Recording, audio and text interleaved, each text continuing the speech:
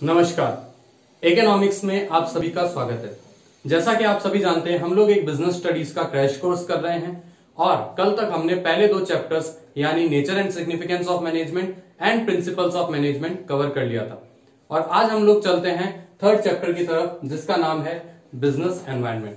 तो सबसे पहले ये जानते हैं बिजनेस एनवायरनमेंट होता क्या है। तो business environment constitutes of all those factors which are outside the control of business enterprise but may affect its performance। यानी वो सारे फैक्टर्स जो बिजनेसमैन या बिजनेस एंटरप्राइज के कंट्रोल के तो बाहर हैं बट वो उसकी परफॉर्मेंस पे फर्क जरूर डालते हैं। ओके, तो ये बच्चों होता है बिजनेस एनवायरनमेंट। तो बच्चों अब चलते हैं हम लोग बिजनेस एनवायरनमेंट के फीचर्स की तरफ।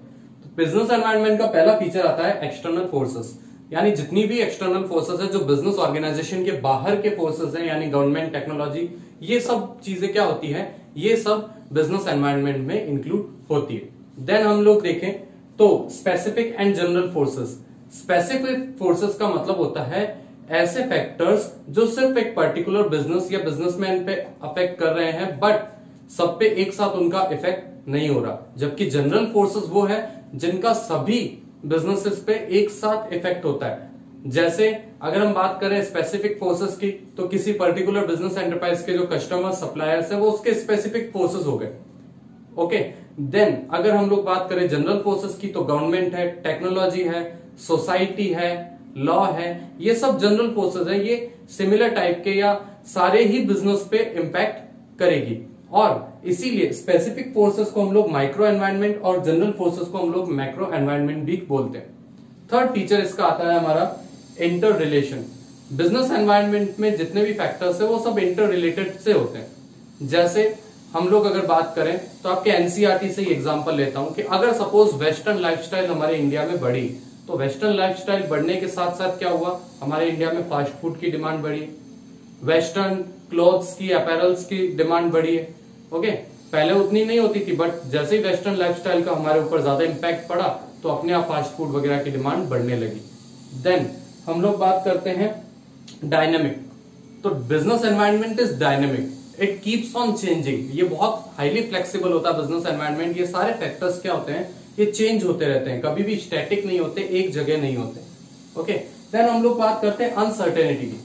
अनसर्टेनिटी का मतलब है बिजनेस एनवायरनमेंट के चेंजेस को प्रेडिक्ट करना बहुत मुश्किल है।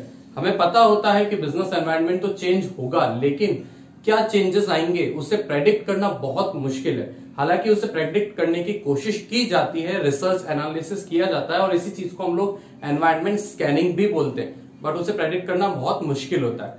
देन हमारे पास है कॉम्प्लेक्स।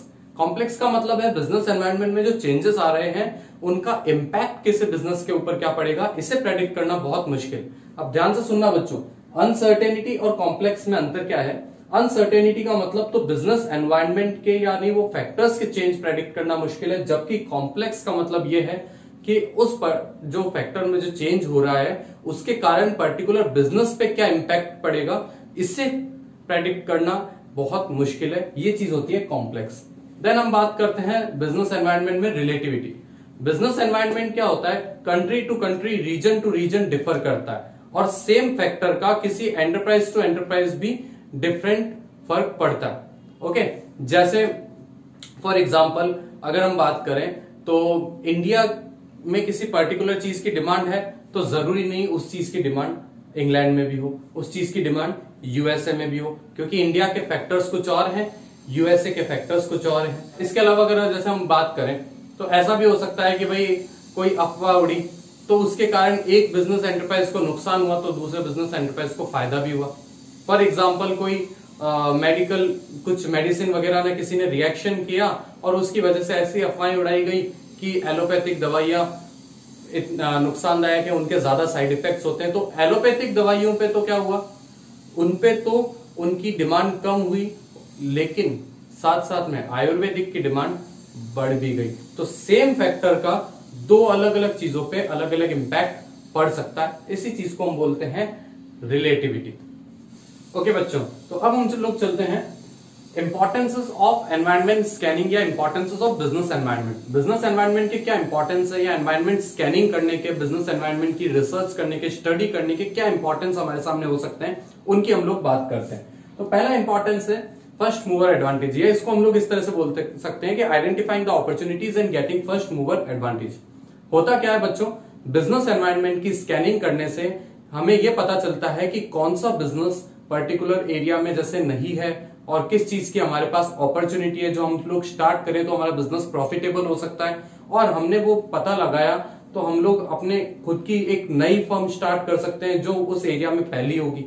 तो उस चीज को हम बोलते हैं फर्स्ट मूवर एडवांटेज। और फर्स्ट मूवर एडवांटेज जो भी लेता है वो एक कदम अपने कॉम्पिटिटर से आगे रहता है। बट फर्स्ट मूवर एडवांटेज काफी नहीं है, बिजनेस एनवायरनमेंट की रेगुलर स्कैनिंग करनी पड़ती है, रेगुलर परफॉर्मेंस इंप्रूव करनी पड़ती है। अदरवाइज फर्स्ट मूवर एडवांटेज का भी जो इफेक्ट है वो व्हाइट वॉश हो सकता है कुछ समय में। देन हमारे पास जो सेकंड आता है वो है identifying early threats and warning signals. तो थ्रेट्स एंड वार्निंग सिग्नल्स की अगर मैं बात करूं तो होता क्या है कि बिजनेस एनवायरनमेंट की कंटिन्यूस स्कैनिंग करने से हमें यह पता चलता है कि हमारे बिजनेस को फ्यूचर में क्या नुकसान हो सकते हैं, कौन से ऐसे फैक्टर्स हैं जिनके कारण हमारे बिजनेस पे नेगेटिव इंपैक्ट पड़ेगा। फॉर एग्जांपल कोई कॉम्पिटिटर हमारा आने की सोच रहा है, या गवर्नमेंट कुछ ऐसी पॉलिसी लागू करेगी जिससे हमारे बिजनेस को नुकसान होगा, ऐसा भी हमें प्रेडिक्शन हो सकता है। तो हम लोग उसको बिजनेस एनवायरनमेंट की कंटिन्यूस स्कैनिंग करने से पहले ही पता लगा लेते हैं कि क्या हो सकता है और उसके अकॉर्डिंग स्टेप्स लेने की कोशिश करेंगे, जिससे हम अपने उसके जो फैक्टर के चेंजेस हैं उसके नेगेटिव इंपैक्ट से बच सके।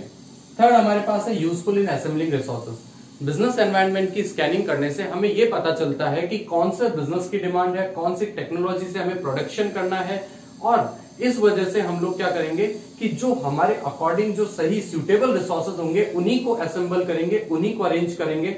हमारे जो रिसोर्सेज है उन्हें अननेसेसरी हम परचेज करके नहीं रखेंगे, या अननेसेसरी हमारे कोई भी एसेट्स वगैरह को परचेज करके नहीं रखेंगे। वो होता है हेल्पफुल इन असेंबलिंग रिसोर्सेज।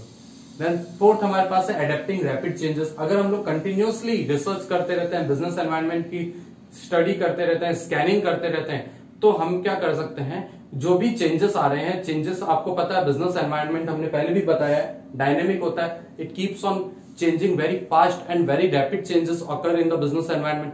तो हम लोग उन चेंजेस को एडेप्ट कर सकते हैं। उस जैसे सपोज कोई पर्टिकुलर टेक्नोलॉजी चेंज होनी है तो हम लोग उससे पहले से ही तैयार होकर उस अकॉर्डिंग मशीनरी अरेंज कर ली और उन चेंजेस को जल्दी से एडेप्ट करने की कोशिश कर सकते हैं, अगर हमारा विजन अच्छा और अगर हम लोग सही से एनवायरनमेंट स्कैनिंग कर पाते हैं तो।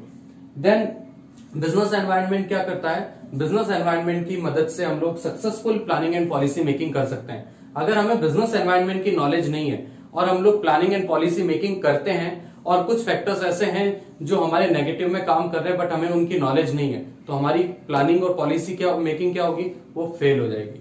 हम लोग जो प्लान तो बना रहे हैं कि हम अपना बिजनेस अच्छे से चलाएंगे, बट हमने ये ध्यान नहीं दिया कि ऐसे मार्केट में कई फैक्टर्स है जो हमारे बिजनेस के नेगेटिव में काम करते हैं, तो हम लोगों ने टाइम पे नहीं पता लगा पाया, तो होगा क्या, हमारा प्लान फेल होगा। अब बिजनेस एनवायरनमेंट की स्कैनिंग करने से क्या होगा, प्लानिंग और पॉलिसी मेकिंग को हम बहुत हद तक अपनी बेहतर बना सकते हैं। और नेक्स्ट हमारे पास है improvement in performance. Business environment की कंटिन्यूस स्कैनिंग करने से होगा क्या, हम अपनी परफॉर्मेंस को इंप्रूव कर सकते हैं। क्यों, कैसे कर सकते हैं भाई, तेजी से हमने चेंजेस अडेप्ट किए, रिसोर्सेस असेंबल किए, पहले से प्रेडिक्ट कर लिया कि कौन से थ्रेट्स आने वाले हैं और पहले से हम उसके अकॉर्डिंग भी तैयार हो गए। तो इन सभी चीजों के कारण क्या होगा, हम अपनी परफॉर्मेंस को लगातार इंप्रूव करते रहेंगे। तो ये बच्चों होती है बिजनेस एनवायरनमेंट की कुछ इंपॉर्टेंस।